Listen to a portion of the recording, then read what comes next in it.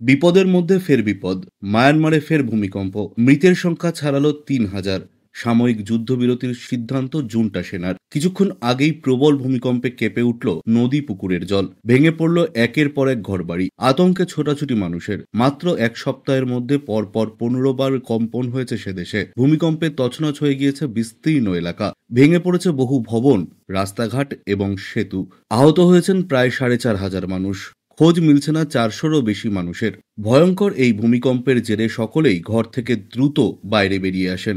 গোটা দেশ জুড়েই ব্যাপক আতঙ্কের সৃষ্টি হয়, দিশেহারা এলাকাবাসী।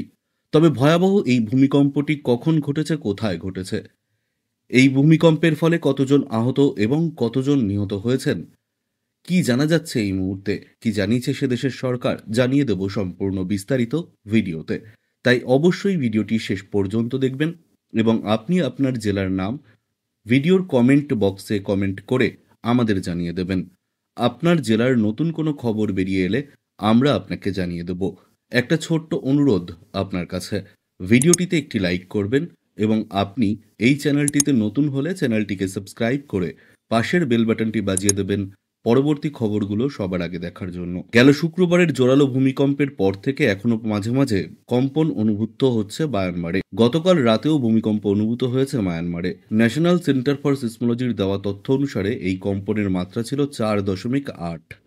ভূপৃষ্ঠ থেকে ২৫ কিলোমিটার গভীরে কম্পনটি অনুভূত হয়েছে। গতকাল বিকেলে আরও একটি কম্পন অনুভূত হয়েছে মায়ানমারে। সেটির মাত্রা ছিল ৪.৩।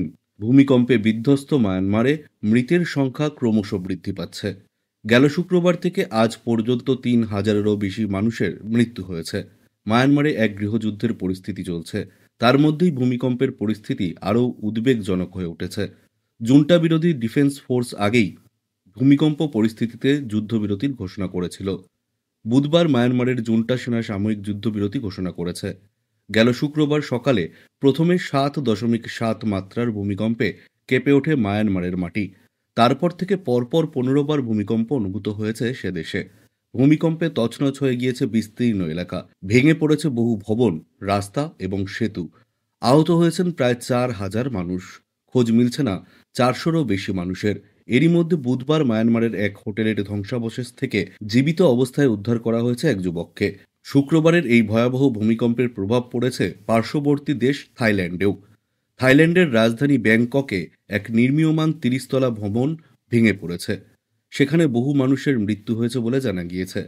উদ্ধারকারীদের অনুমান এখনও অনেকেই ধ্বংসস্তূপের নিচে আটকে রয়েছেন। তাদের খুঁজে বের করার মরিয়া চেষ্টা চালাচ্ছে উদ্ধারকারী দল।